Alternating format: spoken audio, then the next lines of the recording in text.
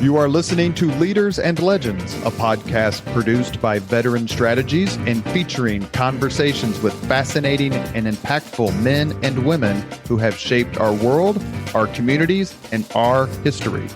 My name is Robert Vane, Principal of Veteran Strategies, and your host for our discussion.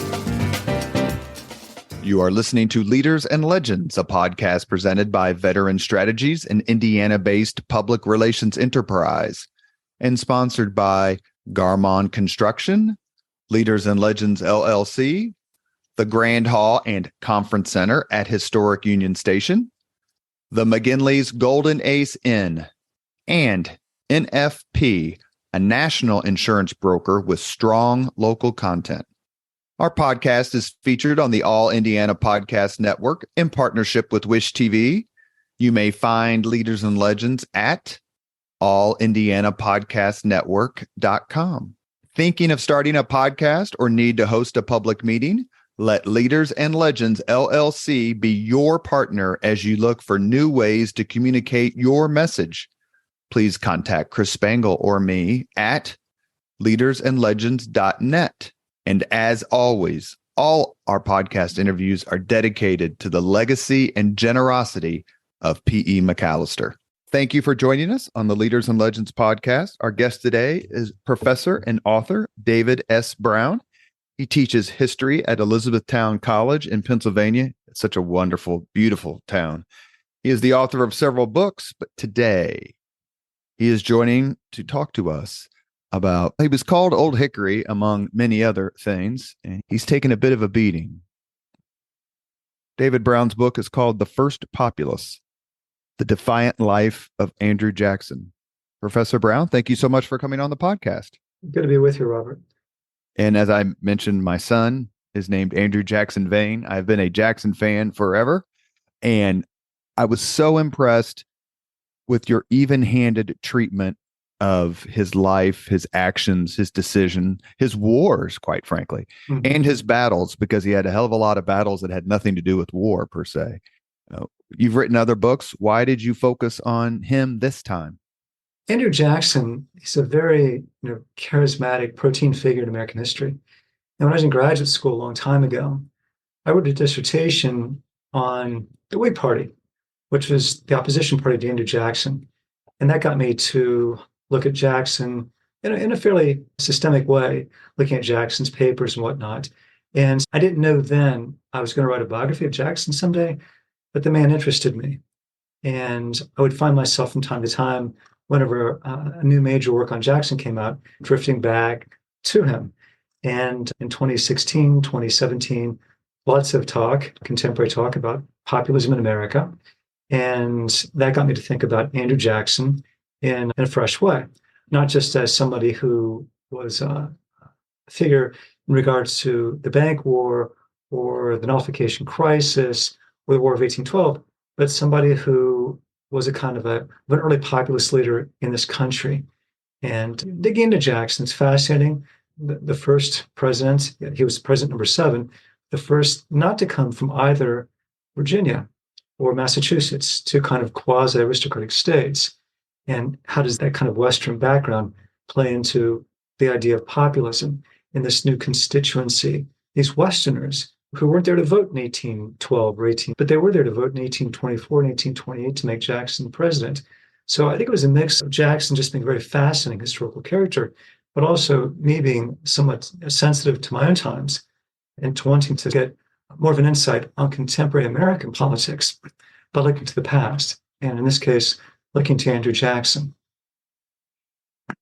You title your book, The First Populist. Why do you think he was the first? And for the purposes of your book and the listeners, how do you define populism? Yeah, so for me, populism it's a critique against an establishment that perhaps might be an establishment of privilege. So in Jackson's time, what we see by the 18 teens and 20s is a rising Western constituency called upon to pay their taxes, to do good work, to serve the nation's military. And by the 1820s, it really wants its share politically as well.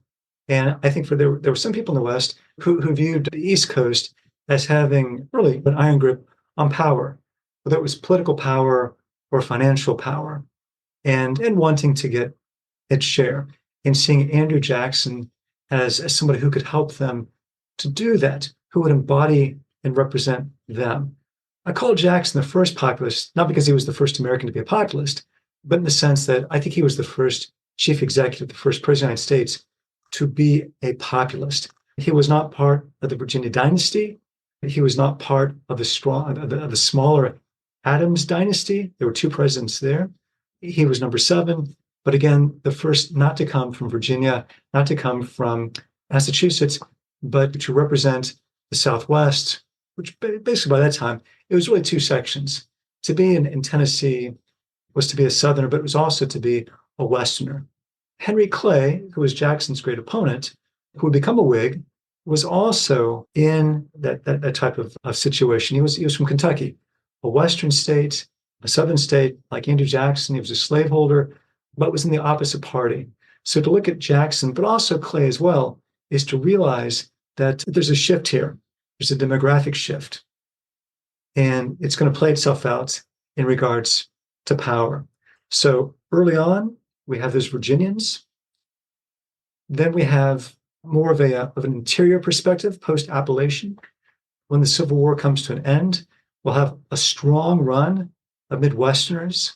Begins with Lincoln, runs up probably until the 1920s with Ohioans. 7 Ohioans from the Civil War up until the 1920s. And then you'll see from the 1960s, from Johnson up until 2008, I believe, with Obama, one had to come from the Sun Belt to be a president from 1964, basically up until the early 2000s. And so that sense of national politics and where you had to come from to be a president, that also played into my interest with Jackson, because it was clear that 8 years earlier, he never could have been president because of where he was from. But by 1828, the country, the electorate had caught up with politics. And Jackson, someone who Thomas Jefferson wasn't very keen on, although we talk about the Jeffersons and the Jacksonians. And we think that Jefferson voted against Jackson in 1824, but Jackson can become chief executive because he represents a Western constituency that Jefferson thought that he had represented. Did Jefferson actually say that? Well, I know he didn't think that Jackson had the temperament to be president. He said something to the effect of, Jackson was in the Senate when I was president of the Senate, and Jackson could barely speak because he'd get so choked with rage. Yeah, you've got that down. That's almost exactly, I think, what Jefferson is quoted as saying. So Jefferson was president of the Senate while he was serving as vice president. He saw Jackson during Jackson was in the Senate twice, Yeah. both times for only a small period of time. And you got it right. Jefferson, he was impressed with Jackson, but for the wrong reason. He thought that Jackson could not control himself emotionally. I don't know why I find that so amusing, but I do, because it fits into the persona of Jackson. And we're going to talk about his administration, his fights, his time in combat as a commander. He's a very successful military commander. He doesn't usually get listed among our greatest generals, but certainly you could make a case that the Battle of New Orleans was as big a turning point in our history that didn't occur in the Civil War or Revolutionary War. But his background, I don't know that I've read any book on any president where he was so, you can see how he acts as president or in politics, and then read about how he acted as a kid and go, that makes perfect sense. How off base am I on that? I don't think that you're off base. Jackson was somewhat of a willful child, and he was somewhat of a willful politician and president as well. This was something very much deeply ingrained in his personality. We're not sure exactly why. Some of that is probably just inheritance. It's also true that he survived the American Revolution, but his two brothers and his mother didn't. And he was farmed off to relatives and didn't like it, didn't really have a strong male figure for an important part of his life, and didn't like to be told what to do. And we do see that in his political career. We do see that in his presidency. And yet we notice it when he's an adolescent as well, whether it's bullying, getting into fights, ordering people around. Jackson was always strong-willed. How much did the revolution shape him? The famous story about him being scarred because he wouldn't clean the boots of a British officer. All this is happening when Tarleton's legions are coming through the Carolinas. They eventually are defeated in what I think is the most underrated battle in American history, and that's the Battle of Cowpens, January 17th, 1781. Mm-hmm. All this is happening. So how did the revolution shape his life beyond just the fact that it put him on the own? Did it help create some of these passions that you just talked about? Because I'm reading a book by Alan Gelzo, Professor Gelzo. He wrote a book on Lincoln, and he talked about Lincoln's passions, how Lincoln worried against it. The founding fathers worried against passions as part of their warning against political parties. But then here comes a guy who's got passion in spades, for lack of a better term. The revolution and the conduct and what was going on then shape those passions? Yeah, I think so. Before Jackson goes to Tennessee as a young man, he's in South Carolina. He was born in the Waxhaw region of South Carolina. To this day, it's a little fuzzy. Both North Carolina and South Carolina have birth markers saying he was born here. The bloodiest fighting in the American Revolution, it came late, and it came in South Carolina. And it really was community against community, sometimes brother against brother. Jackson was involved as a young teen in that. He wasn't a soldier per se. He was a courier. You note how he was assaulted and scarred by a British officer when he refused, there's the willful Jackson again, to clean the man's boots upon request. So Jackson literally carried through most of his life a scar of the American Revolution. And as I noted, his mother, who was tending to sick soldiers in Charleston, she contracted and died. Both of his brothers died in the American Revolution.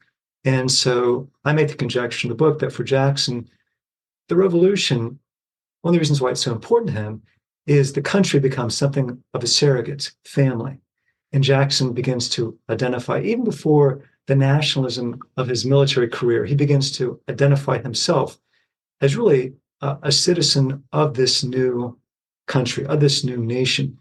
And it's part of his self-image that nothing is bigger than the country. Now, this can be a little bit difficult to parse with Jackson because we also think of Jackson as a Southerner, as a slaveholder, as somebody who embraces states' rights.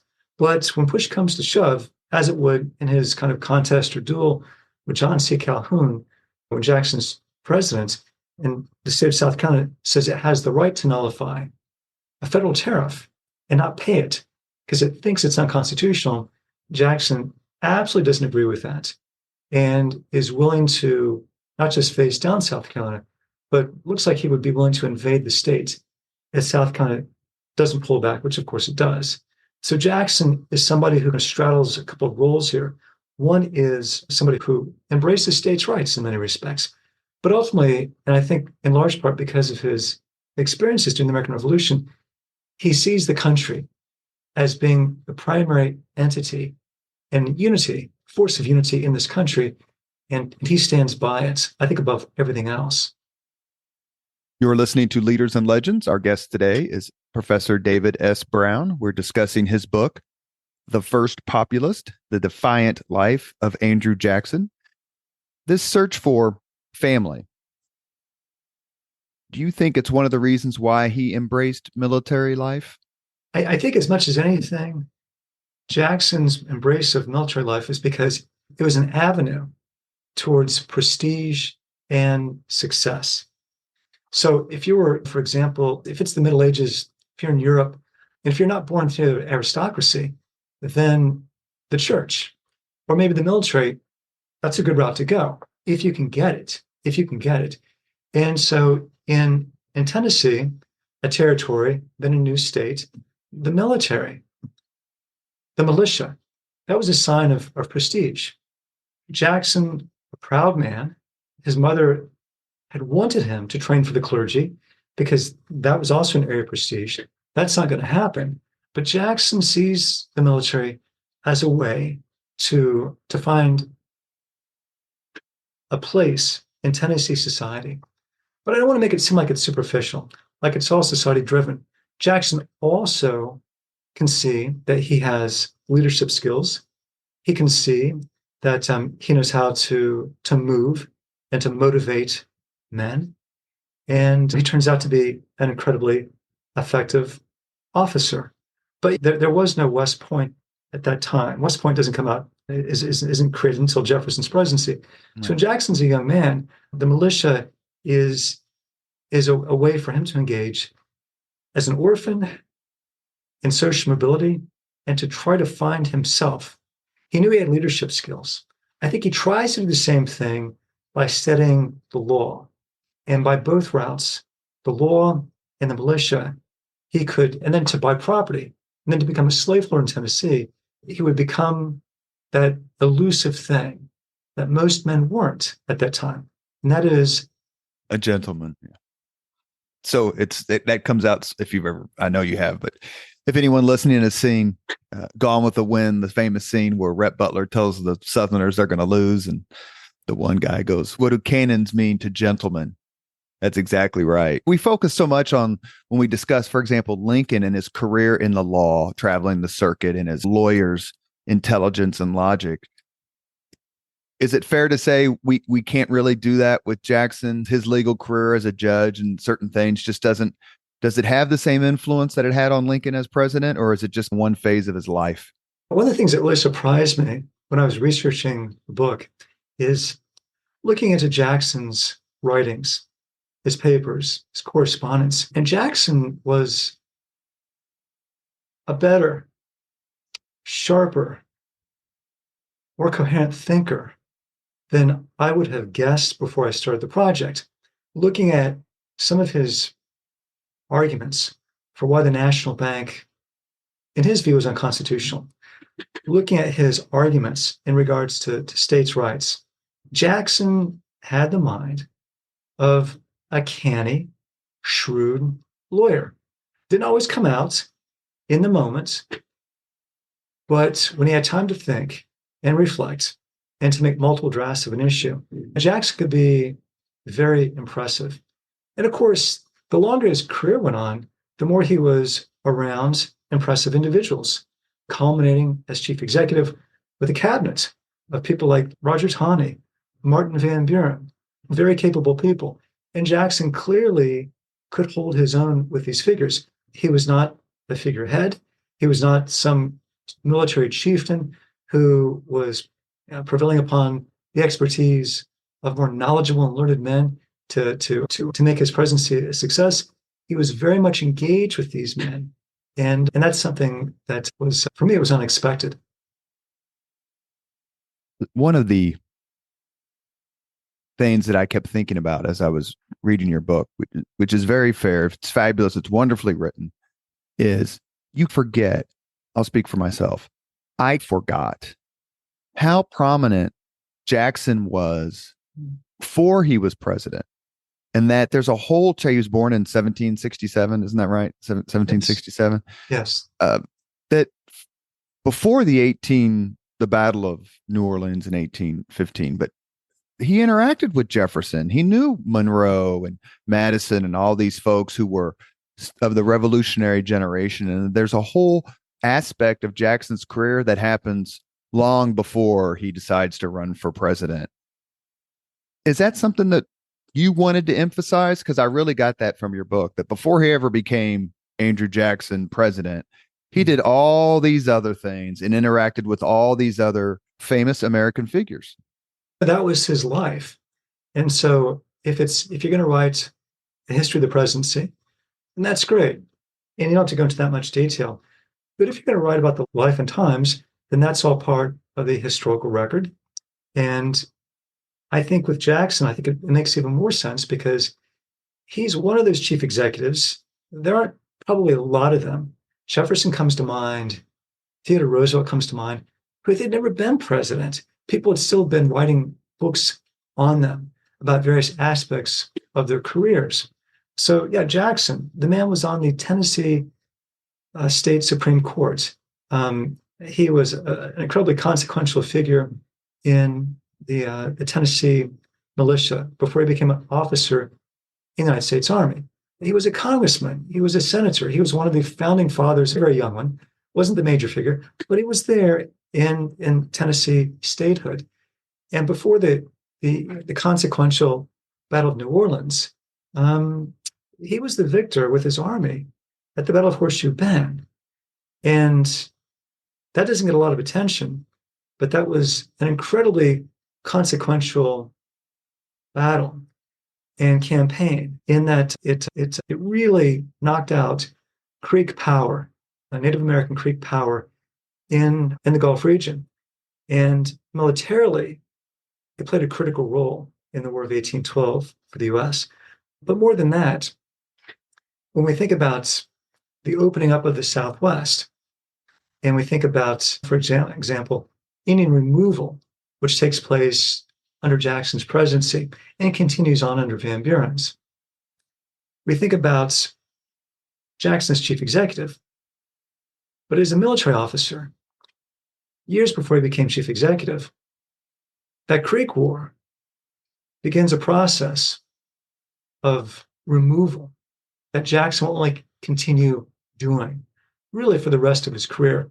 Probably nobody was more consequential. And this is something that Americans would applaud him for. Most Americans, not all, in the 18 teens and 20s and 30s, is the process of removal. But of course, this is now one of the things by which you had mentioned, I think earlier, Jackson's reputation dropping, that now we tend to see as being a negative mark on Jackson's record. You are listening to Leaders and Legends, a podcast presented by Veteran Strategies, an Indiana-based public relations enterprise, and sponsored by Garmon Construction, Leaders and Legends LLC, the Grand Hall and Conference Center at Historic Union Station, the McGinley's Golden Ace Inn, and NFP, a national insurance broker with strong local content.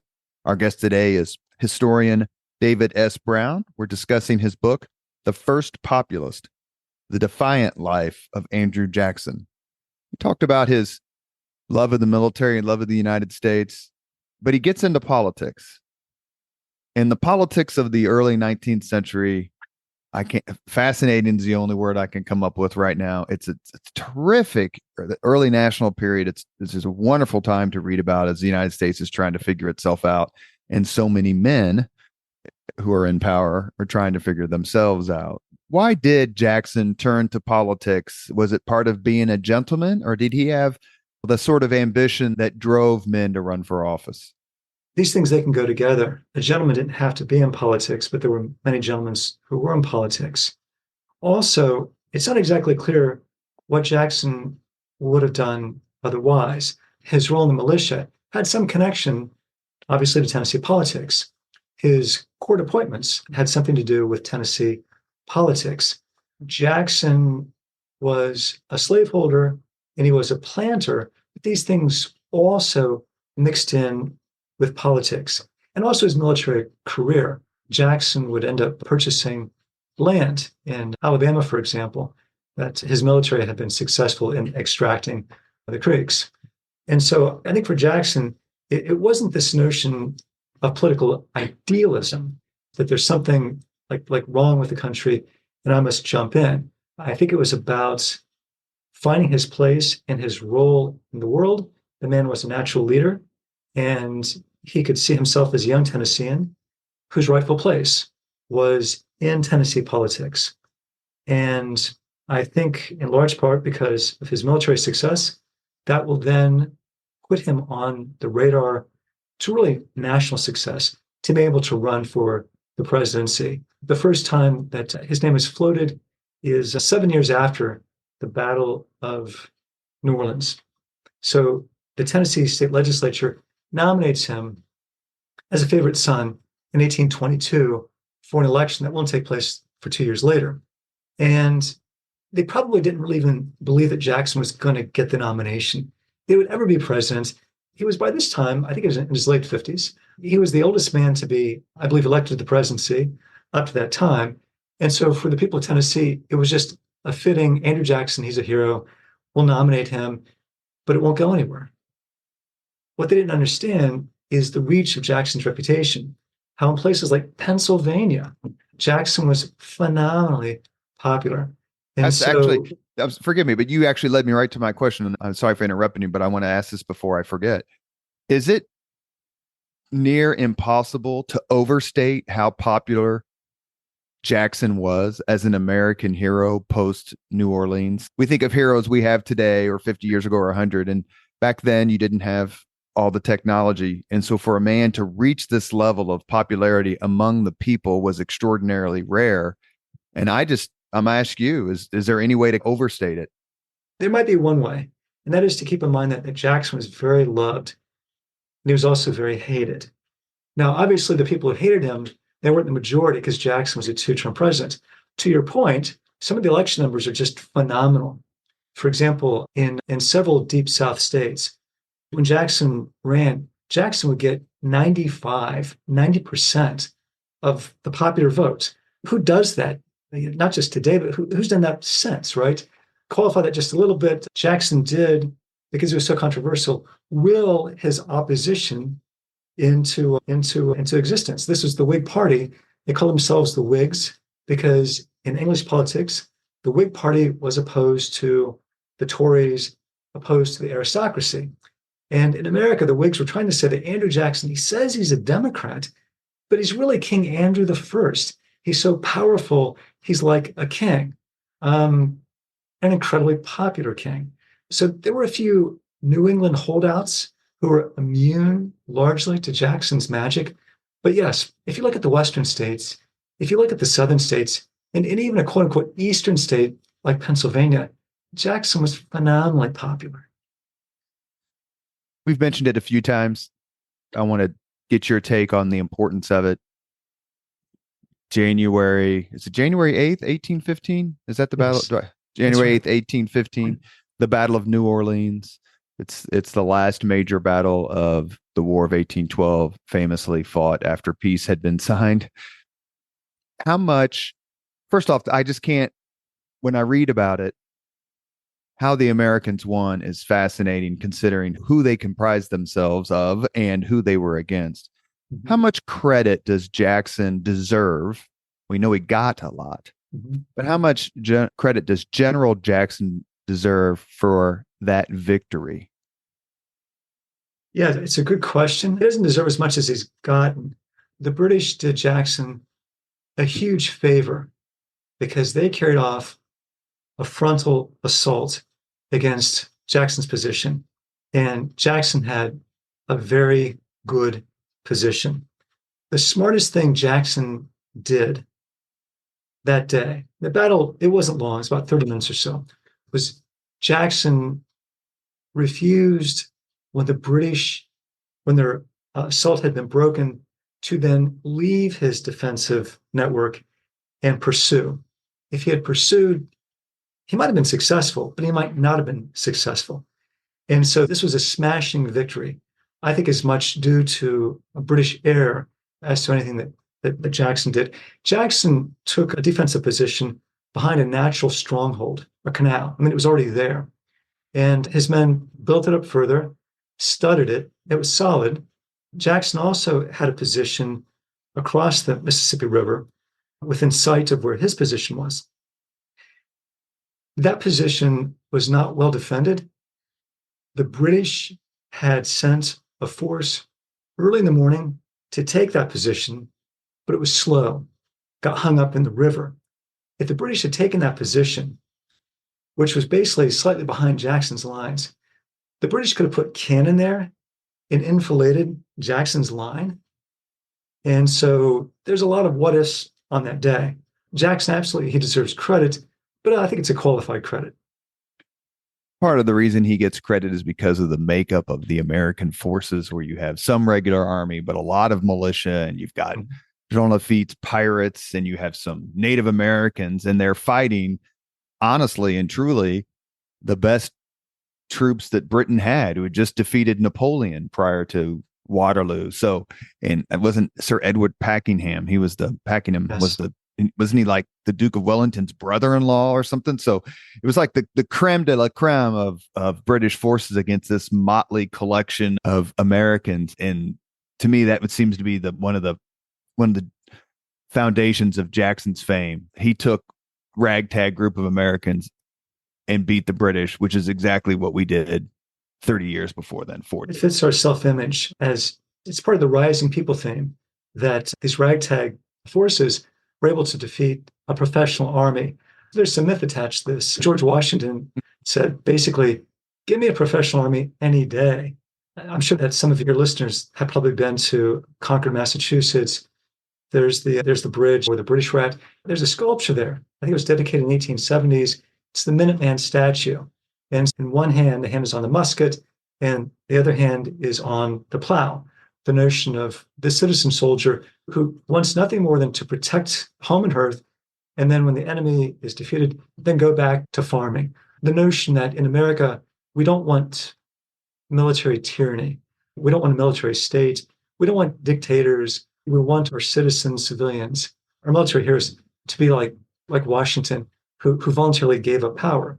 And so I think with Jackson and New Orleans, that's another iteration of that theme, that there was this ragtag group, and they were able to defeat this great professional army.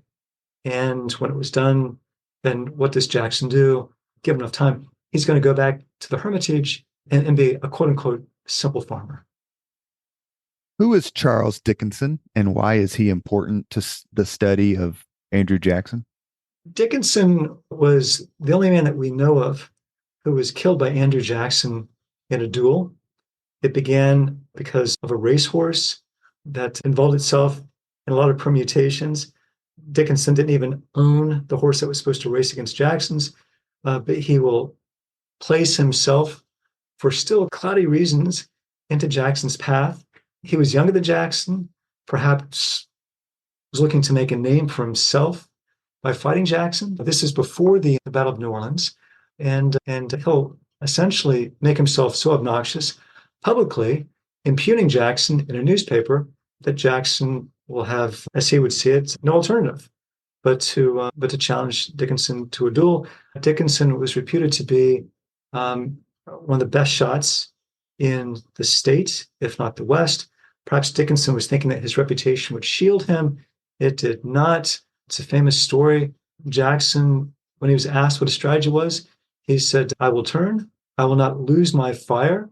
I will not have my finger on the trigger because Dickinson is a better shot than I am. I will let the man shoot me. And then after he shoots me, then I will kill him. And that's so great. It sounds crazy, doesn't it? But in effect, that is what happened. Jackson did the sort of half turn because one wants to protect oneself. And Jackson caught a bullet in his chest. And then Jackson very coolly told the handlers that he was okay, or at least enough okay to get his shot. And he pulled the trigger. There was a misfire. So he gets his shot again. And by this time, Dickinson knows that he's not going to survive this. And then Jackson fires. And Dickinson is shot through probably the groin area. And within a few hours, he's dead. Of course, this was all in the name of being a gentleman, because only gentlemen could engage in duels. And Jackson sent some wine to Dickinson's camp. No hard feelings. Dickinson thought, and then we'll move on. In the few minutes we have remaining, Dickinson thought that he missed him at first. That's right. Because Jackson didn't fall, or he reacted, but he didn't. And he said, my God, have I missed him? And then stepped off his spot, was ordered back to his spot. And I always thought it was indicative of Jackson's military experience that he shot Dickinson in the groin. Not only would it be easier to hit as opposed to the head, but he also knew a kind of a gut shot. No surgeon's going to be able to save you. And they were only 30 feet apart, 10 feet apart, or they were closer than you think they were. They were not many paces apart, which was an indication that only one of them was supposed to walk off. If you were angry at somebody, but you both agreed to like 50 paces. What it meant was that nobody was going to get injured. You could even fire up into the sky. And Jackson had done that on at least one previous occasion in a duel when he was a little bit younger.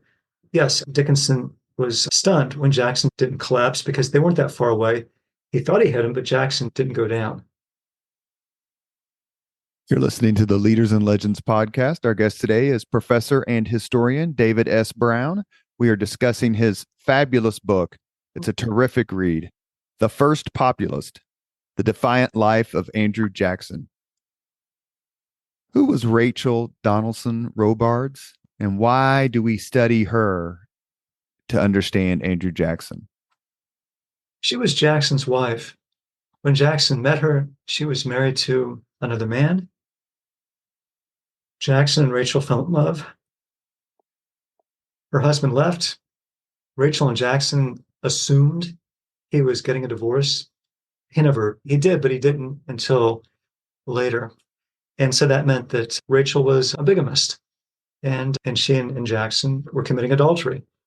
And this was an embarrassment for both Rachel and Jackson. Rachel was very cultish when she was younger, but after this episode, she became very pious, very religious, and perhaps because she was humiliated when with Jackson's political career began to take off, then people began to get interested in his life, and this episode was brought up. How can Jackson be president? He committed adultery with this married woman. Jackson, I guess I should say, Rachel seemed to be the only woman Jackson was ever really interested in. The historical record just doesn't come up with other women in his life. Rachel had something of a prominent background. Her father had met Washington and Jefferson when they were in Virginia. Rachel's mother had a boarding house. That's where Jackson met her, and she will die right before he became chief executive. This was the campaign of 1828 when he was elected, and when the opposition really attacked Rachel and her background. Jackson will show up in Washington in conspicuous morning dress, black hat, black scarf, black suit, all decked out. And as regards to Andrew Jackson, his belief was that Rachel had not died of illness, but she had died of a broken heart. Jackson was somebody who seemed to operate most effectively when he had an enemy and he could identify an enemy, always the chip on the shoulder. And so when he assumed the presidency, I think he also needed to believe that there was an opposition out there and that this opposition would stop at nothing to hinder him and his policies. And so, for example, when he thought of his great political opponent, Henry Clay, or say, John C. Calhoun, he could not detach them from the political criticisms that were leveled at his wife. And he would associate those men, maybe not with leveling charges against his wife, but being in cahoots with the people who did. One of the reviews we received, I didn't do a damn thing. One of the reviews you received comes from a husband and wife team. And they came on my podcast a long time ago, and that's David and Jeannie Heidler. They call your book, or they say about your book, in this brisk and vividly written biography of Andrew Jackson, David S. Brown gives us a fresh, compelling portrait of Old Hickory. I certainly second that. They came on the podcast to talk about their book, about the press, the media during this early national period. I had George Will on the podcast about a couple of years ago, and we were talking about modern politics. And I said, when someone says that politics is rougher now than it ever has been, your answer would be, and for one of the few times on the podcast, he laughed. And he said, and I think his answer exactly was, ask Andrew Jackson. Talk to us a little bit about the proliferation of party newspapers, because that's what they were. And to me, the unparalleled viciousness of personal campaigning. Sure, most newspapers in the country were political newspapers. Some of them said it very openly, the Chattanooga Democrat, the Cincinnati Whig. Others didn't, but most were political newspapers, and lots of mudslinging. It's interesting because as populism becomes more of a thing, as the earlier deferential age of democracy, where somebody like a Washington, or as late as Monroe in 1820, could basically just have nobody run against you, and everyone is basically a kind of a de facto Jeffersonian. That was coming to an end, and all of a sudden you've got two real strong political parties, and the route to success in our political system is victory, ultimate victory. In a democracy, at least our democracy, if you get 49%, congratulations. You get nothing, you lose. And so I think that made partisan politics particularly a rough and tumble event. Because if you're going to invest money, if you're going to invest time, it only works out if you win. And so it did not take long for attacks on politicians to then become attacks on, in Jackson's case, your wife, your everything you did in the past is being vetted. We know that now because we all live online. But to the best that they could in a pre-electronic age, they did the same thing back then. And so Jackson's experience as a military officer would be brought up by his critics to say that he was a military chieftain. There were times where he kept men in the army, even though their contracts were up, which is true, by the way. And so things that politicians wouldn't have touched Jackson on, if Jackson was just a local state figure, they will attack him with when he becomes a national politician. The invasion of Florida, obviously under when Monroe was president, something Sure. you detail. So let me ask you a question. You can put this to rest now for all historians and readers from this moment on, 2:53 on February 7th, 2024. Did John Quincy Adams serve as a pimp for the Russian Tsar? And was Andrew Jackson a mulatto born of different colored parents? On both accounts, emphatically, no. Just gives you an example. You talk about it in your book, but these are the charges that were leveled against these candidates. It's hysterical. That's right. Yeah, absolutely. Yeah. It's funny because they didn't care. They just wrote whatever. That's right. People are people. And for better or for worse, when we're thinking these are pretty difficult times we're living in, and they are they unprecedented? Oh, absolutely not. Great point. In 1824, Andrew Jackson runs for president. It's a 4-person race. William Crawford, Henry Clay, and John Quincy Adams, who was Secretary of State. Jackson has the most popular votes. Jackson has the most electoral votes. John Quincy Adams becomes president. Henry Clay is named Secretary of State. Why is this not the corrupt bargain of historical lore? I don't think it's a corrupt bargain because I think even if Clay had not supported Quincy Adams for the presidency and not supported anybody, but was just neutral, I think that there's a great chance that Quincy Adams would still have made him a Secretary of State. As I mentioned before, with populism in the West looking to get its share, very few people had served in these kinds of positions from the West. Clay might have been our first Westerner to serve as Secretary of State. Clay was very adept. Clay had a significant constituency. Clay had just come in third for the presidency. Clay was a former Speaker of the House. Clay was somebody who had already served, I believe, in 2 presidential cabinets. So for him to get the top post in the cabinet, that was probably his due at this time. The only way that Quincy Adams could have got out of that is if he could have made Jackson his Secretary of State, because then the West, they would have their position. I don't think that it was a corrupt bargain. That wasn't Quincy Adams's style. Both he and Clay were simpatico enough on the issue of nationalism. They both believed in a more powerful central state and with a national bank. And so I think when you put all that together, I think that Henry Clay was an understandable choice for the cabinet. Is it also fair to say, however, that slandering the outcome of the 1824 election as quote unquote the corrupt bargain is probably the most brilliant political messaging of this time period. Yes, I think that's correct.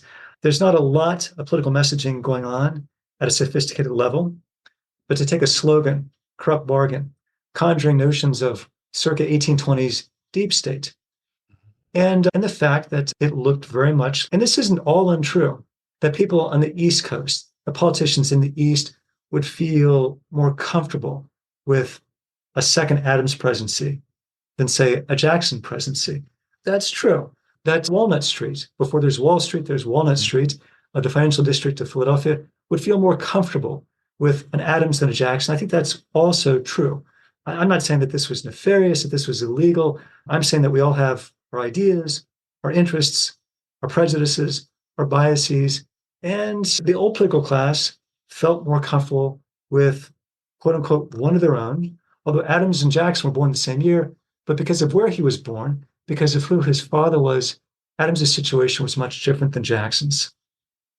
And you have the situation where Jackson can point, or his newspapers and the handbills and his supporters, the people chose me, but the elites chose John Quincy Adams, and now he's your president. In 1828, there's a rematch. There's no doubt this time Jackson wins easily. In 1832, he gets revenge again and defeats handily Henry Clay when Jackson runs for a second term. Jackson is president for 8 years. Some of the most important decisions, especially as the 19th century unfolds. We obviously could do an entire podcast just on those 8 years. Let me mention 2 or 3 issues and have you talk about them. Is that okay? Sure. First is the National Bank. Yeah, I got a C+ in micro, a C in macro, so I don't want to get too heavy into this. But the National Bank, is it fair to say that was a symbol of the fights that Jackson had fought his entire life, certainly in politics? Yeah, Jackson once referred to the bank, to a group of Philadelphia bankers, as a monster. He thought it was unconstitutional. There were those who disagreed with him on that, including Washington and Madison, who both had signed bank bills in the past. Jackson saw the Second National Bank as a symbol of corruption and decadence, and in a nutshell, thought either you could have the Republic or you could have a bank system run by the government, and he associated that with corruption. But he didn't think that you could have both, and he thought that the British system was corrupt in part because of its banking system. And in the name of trying to preserve Republican virtue, Jackson will veto the Second National Bank of the United States out of existence. How much of this fight do you think Jackson got right? He got some of it right. Clearly, the Second National Bank of the United States was playing politics. It had put some money into John Quincy Adams's campaign in 1828. We'd be shocked if we looked at the newspaper tomorrow and the Federal Reserve System was putting money into either one of the 2 major presidential contenders' bank accounts. On the other hand, the country did need a more sophisticated and centralized financial system than it had before. The Jeffersonians, they were happy when Alexander Hamilton's First National Bank, when it disappeared, when the charter was up. But then the War of 1812 came, and they learned that it's difficult to fight a war without that type of an institution. And so the Jeffersonians, they bring back the national banking system.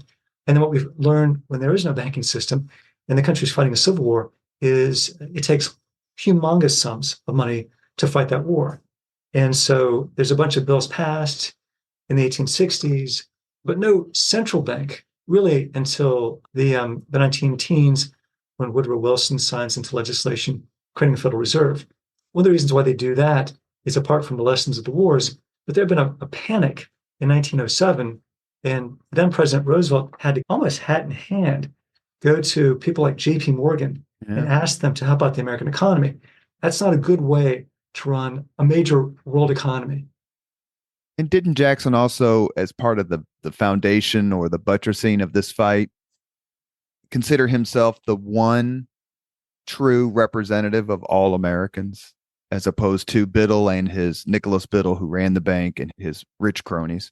That's right. Jackson says that Americans vote for the presidency. All Americans do. Not exactly true. We know that. He said, but they don't, even their local reps. I'm the person who represents them the most.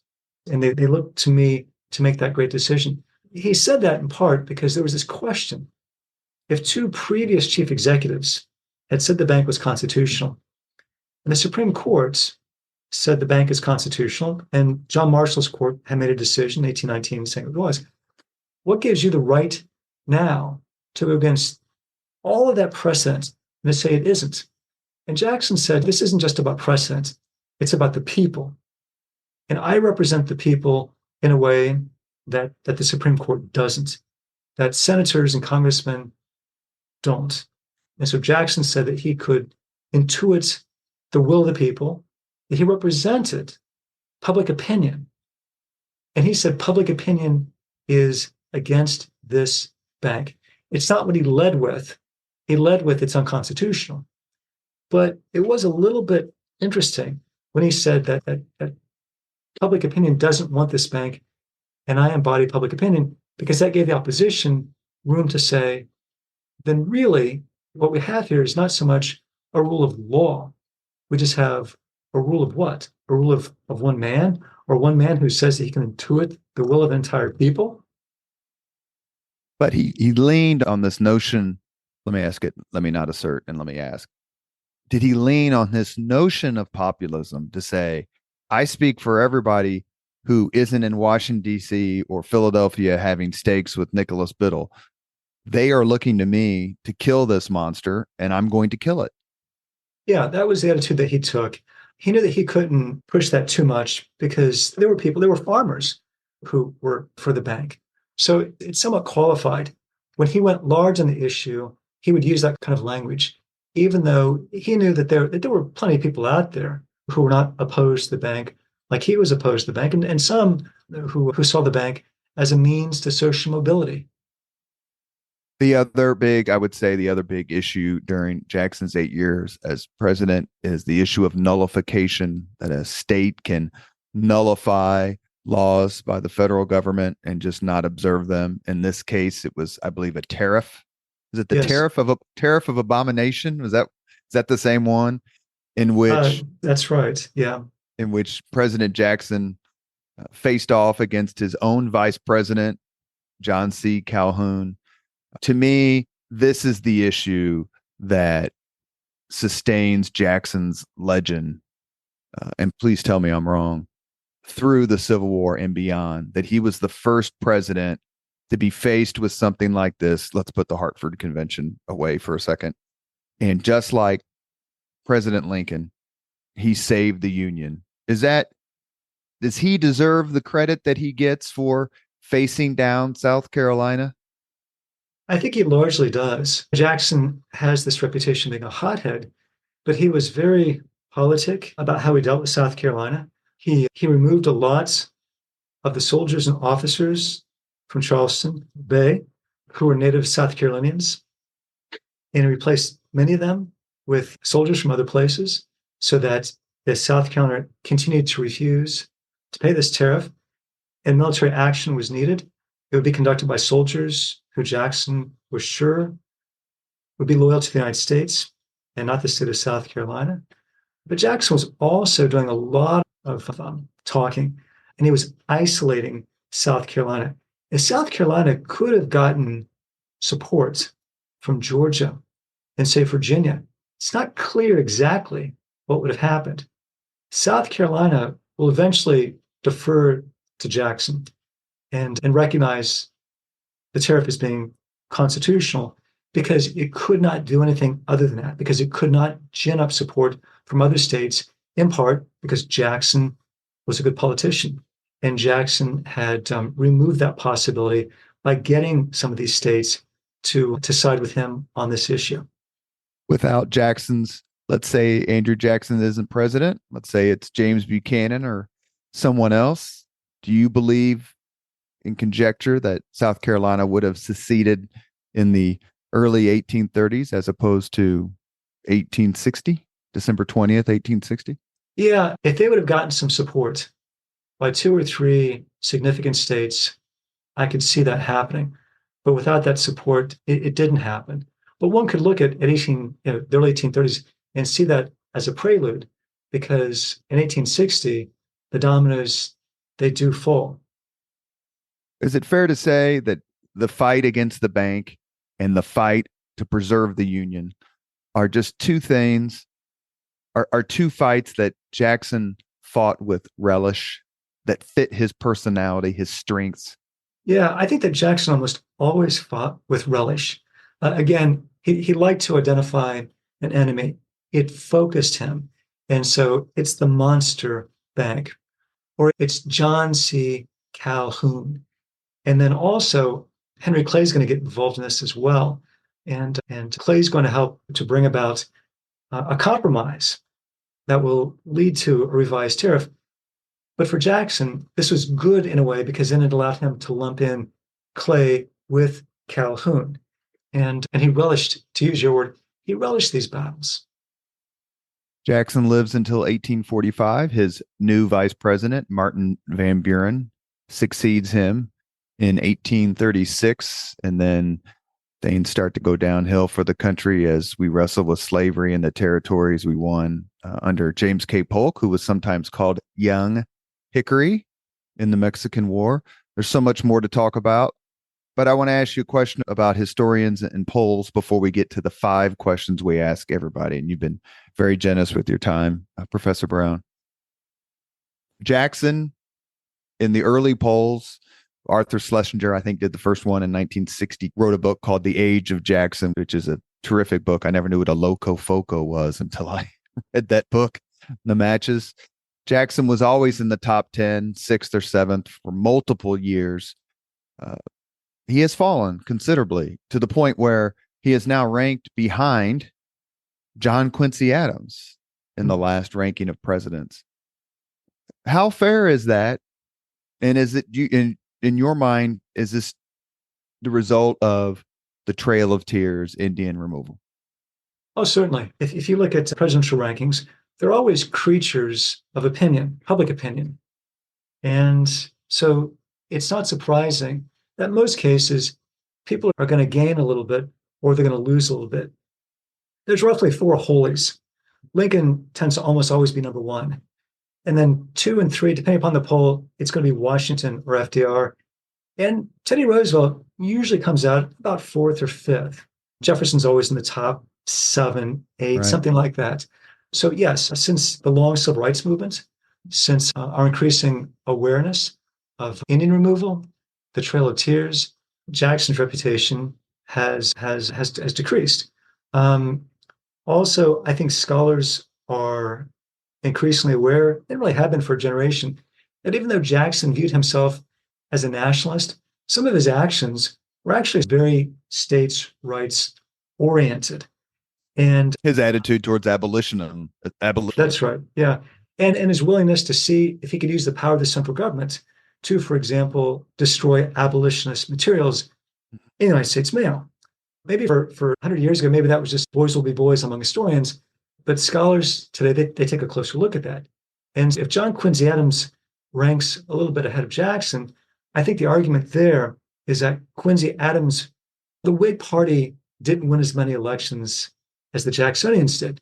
Their vision of the future, a national bank, free soil, free labor, free men, and the slavery, a more industrial future, that in fact, that vision has prevailed more so than the populistic states' rights vision of Jackson. So if we look beyond the individuals and we look at what these individuals represent or embody, then I understand the argument that some could make for the importance of John Quincy Adams today. Okay, Professor Brown, you get a vote. Where do you rank President? Where am I putting him? Oh, let's see. Let's assume Lincoln, Washington, Roosevelt, Jefferson sure. are your top 5 or 6. Let me parse this way. If it's a traditional poll, more along the lines of popularity, then I understand where Jackson's around 15 to 20. If it's about consequence, who are our most consequential chief executives, then I'm thinking Jackson might come in someplace around 5 or 8, because the bank war removal nullification crisis. These were very consequential to the United States of America. And if Jackson was younger or in ill health and he wasn't carrying people's bullets around and he decided to run for a third term in 36, you think he would have won handily? Yeah, I think so. Sure. We've reached the point in the Leaders and Legends podcast where we ask the same 5 questions of all of our guests. Professor Brown, are you ready? Fire away. What was your first job? My first job, I helped my family to plant and cultivate tobacco. Professor Brown was a gentleman. Hard scrabble, rural Ohio. Number 2, what was your first concert? The Kinks, 1985. Arena. The Kinks are so great. That's the first time we've had the Kinks as an answer. And I've done 256 interviews. Good for you. By the way, do you remember what George Will said? About? First concert. I don't off the top of my head. Okay. The best answer, we've had a lot of really good answers. We've had one occasion where 2 people had the exact same first concert. Ooh. 2 completely different people, obviously. Yeah. But my favorite answer is, I believe it was Helen Rubenhold. She's a historian of the Soviet Union. She came on the podcast to talk about her book about the fall of the Romanov dynasty. And I said, what was your first podcast? Or excuse me, forgive me, your first concert? 1962 in a bar, the Beatles. Oh my God. She saw them. Yeah, they were just still a pub band. Oh yeah. Wow. I said, what was it like? She goes, we were screaming just as much as they were screaming in Shea Stadium 5 years ago or whatever. She said they hadn't made it big yet, but they were huge among kind of that world. So yeah, I saw the Beatles in a bar. Number 3, if you could suggest any book for someone to read, which book would you recommend? I love Walden. Henry David Thoreau's Walden. I think it's something that you could live by if you were of mind to. It's not for everybody, but you asked me for my favorite. There it is. Number 4, if you could witness any event in history, be there in person as it happens, which event would you choose? Off the top of my head, the day that Lincoln signed the Emancipation Proclamation, his hand was trembling because he had shaken so many hands that day. So to watch him shake those hands and then sign it with a trembling hand. And then as I recall, he signed most of his papers A. Lincoln, but this one he signed Abraham Lincoln. Yes. Last question. If you could have dinner with anyone living today, 2 hours off the record, just to chat, whom would you choose?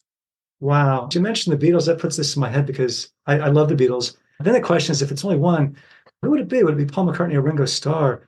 I think I'm going to go Ringo Starr. A lot of Paul McCartney answers. That is the first Ringo Starr answer. All right.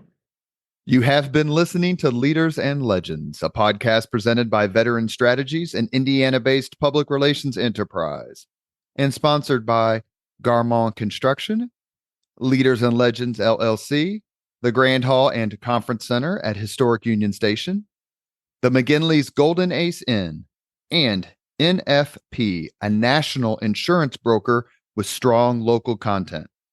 As always, all our podcast interviews are dedicated to the legacy and generosity of P.E. McAllister. Our guest today has been Professor David S. Brown. He wrote the book we are discussing and that we did discuss. It is terrific. Please pick it up at Amazon or your local neighborhood bookstore. The book is called The First Populist, The Defiant Life of Andrew Jackson. Somehow we got through this damn podcast and didn't mention Trump once. And I don't know how we did it, but I congratulate you on your terrific book and your time today. It's wonderful, and I hope you can come on the podcast again.